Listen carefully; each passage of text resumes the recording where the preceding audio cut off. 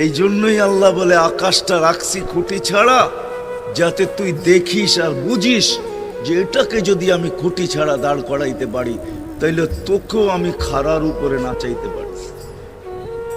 তোর বাবা দরকার ছিল বিশাল সূর্যটাকে যদি আমি মহাশূন্যের ভিতরে রাইখা যদি আমি এটাকে ঘন্টায় 6 লক্ষ কিলোমিটার বেগে যদি দৌড়াইতে পারি, যেটা তোদের দুনিয়ার থেকে 13 লক্ষ গুণ বড়, আমি আল্লাহ যদি এটা পারি, তাহলে তোর মতো 3.5 একটা মানুষ, 6 ফিট 6.5 ফিটের একটা মানুষকেও আমি বাধ্য করতে পারি।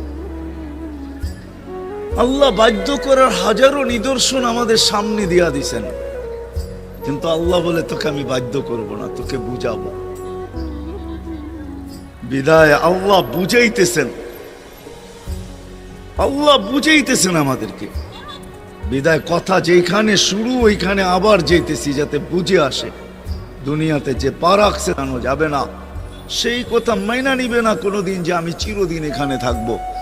সেই কথায় বিশ্বাসী, আজ হোক কাল হোক আমাকে চলে যেতে হবে।